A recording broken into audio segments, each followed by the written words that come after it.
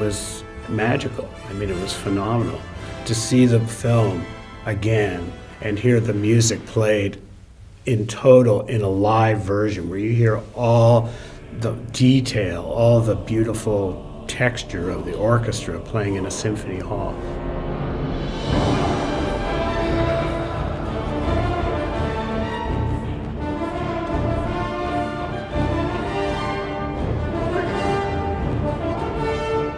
Fellowship of the Ring was unlike anything really I had done before, although I'm sure it had elements from the technique that I had developed on writing in early films like The Fly, maybe Looking for Richard, which used a choir and a chamber orchestra and had a Latin text.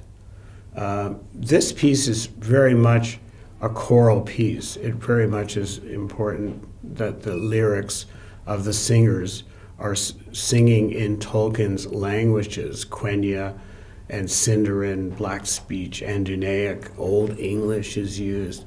And so this was an important element to be able to put back into the story Tolkien's lyrics and his poetry in a way that the singers could sing it. It was a way of really, I felt, it would deepen the story.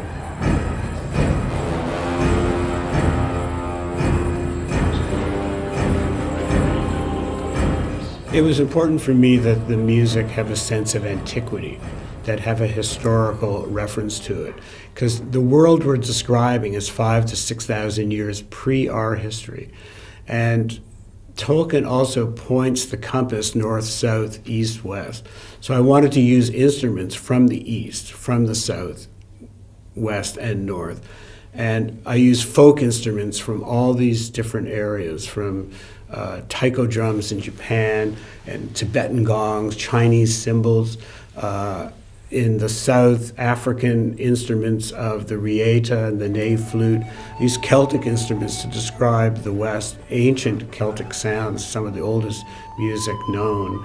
And then the hardanger fiddle and Northern European instruments were used.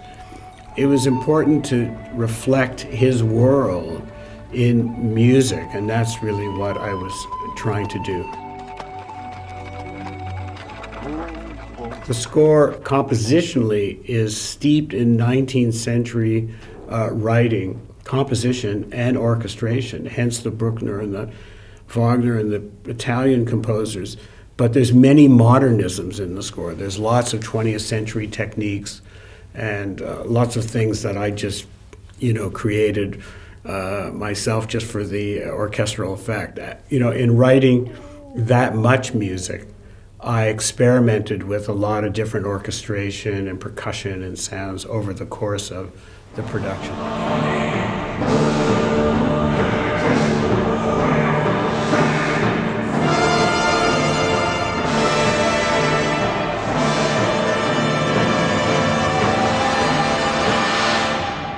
I think the book always had a strong devotee to it, and I believe that the original fan base, that we think of as fans, devotees of a certain culture, of a certain book or story, emanated from Tolkien, from Lord of the Rings in the 50s. And so they're maybe not as vocal as other groups or as demonstrative as other groups, but I think it's a very strong connection to Professor Tolkien's work. And we felt a great responsibility to put his work on the screen correctly with hope and dignity and honor, and that we did it in a way with a lot of heart and truthfulness that the people who loved his work would love what we were doing with it as a film. And that was very important to us. And I think that was really the success of the films, was creating something with that much truthfulness.